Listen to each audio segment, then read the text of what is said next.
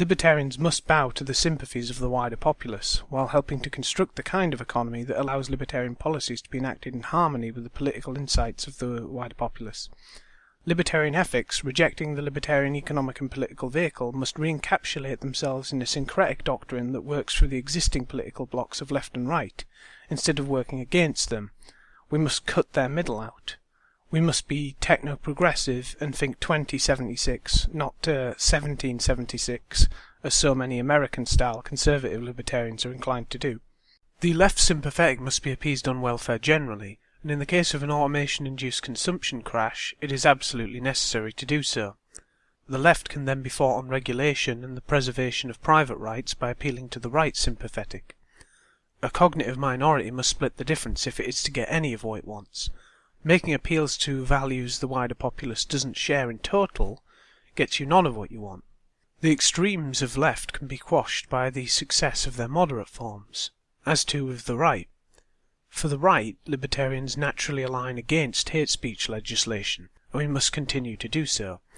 In fighting for the rights to control a private enterprise, we must challenge the left on the terms they levy against us. For example, when Christian bakers in America are fined for refusing to make a gay wedding cake, or the case of the bed and breakfast in the UK some years ago, the left will frequently use arguments that refer to the Jim Crow era in the US South, or generalised arguments about the poor dying on the streets if private business is allowed to discriminate. This is complete tosh. They are trying to use a narrow argument that is true in highly specific cases to try and encompass all cases under the exact same law.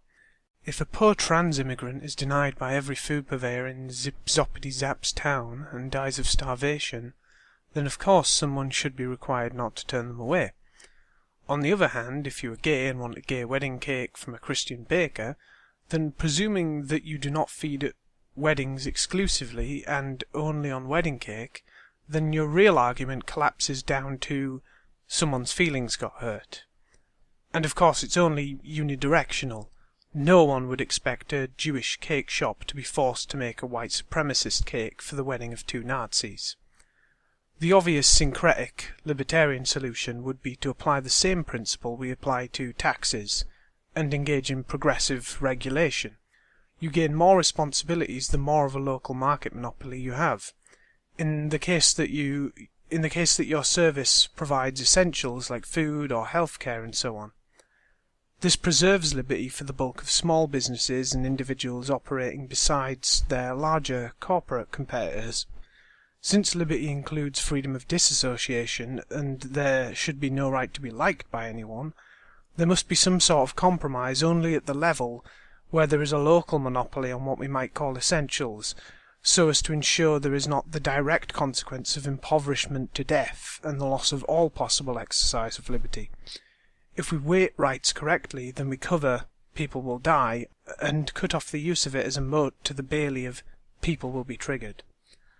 As we apply policy in this way, libertarians may be able to slowly bring about the more pluralistic world we'd like to live in. Automation, when covered with a basic income, will become a force for liberty in time, so long as we keep its control from being centralised. In many ways, we of an individualistic orientation, those who care most about the autonomy of others as opposed to those concerned most with abstract equality or purity on the right, need an entirely new doctrine. We need to combine a libertarian focus on rights with instrumental welfarism at the critical limits of its application. In opposing a government monopoly on capital, we also must recognise that such a monopoly is bad, not just because it was gained through violent expropriation, but because of its scope for control. It's all very well to appeal to the market when the market contains many alternatives, but not so much when the market is oligopolistic and controlled by a small number of megacorps in lockstep with government. Therefore we must look also to the old Catholic Church philosophy of distributism, which saw the most beneficial outcome for society as being when private property was in as many hands as possible. You can take or leave the religious aspects. A private property-based or capitalist alternative to socialism. Or perhaps it would be better to say that socialism is in practice merely the capitalism of the state, and the greatness of private property comes when it is widely distributed. Now, there is a reason as to why capital has been historically increasingly centralised, and why labour movements have sought to centralise it even further. The reason is that there exists such a thing as economies of scale. Any textbook will tell you that economies of scale are increases in the scale of production at which there is a lower average cost of production. An example of an economy of scale could be that a container with twice the external area would have 8 times the volume.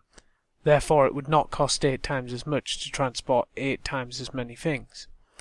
A larger firm therefore benefits from its ratio of how much it can produce and distribute to the cost of doing so. Another economy of scale lies in division of labour. More workers means that in a multi-stage production process, each extra worker can complete an extra stage of production on one unit, while other workers are working on another stage of production for a successive unit. There also exist diseconomies of scale, however, which go some way to explaining the limits to centralisation, and why command economies had such problems in practice. Communication costs, duplication of effort, intra-firm competition, where firms end up so big they end up one product they produce ends up competing with another product of the same type, such as happens in car companies. Things like that. Firms then gain an advantage from being a particular size, and while there are always niches to be filled by smaller competitors, economies of scale are high to produce the level of cheap mass production we are used to. So, is distributism an unworkable philosophy fit only for petty bourgeois peasant dreamers? I think not. You see, while a given economy of scale might be fixed, as in the container example, other economies of scale can change their level. They can change their level due to technological improvement, and they can change their level due to changes in government regulation. The latter can obviously be tackled by libertarians, with the help of conservatives, pursuing lower regulations and taxes for small business, reduction in red tape and burdens of registration and the costs of starting up. The former will be assisted by the automation of labour, as well as some other technological improvements.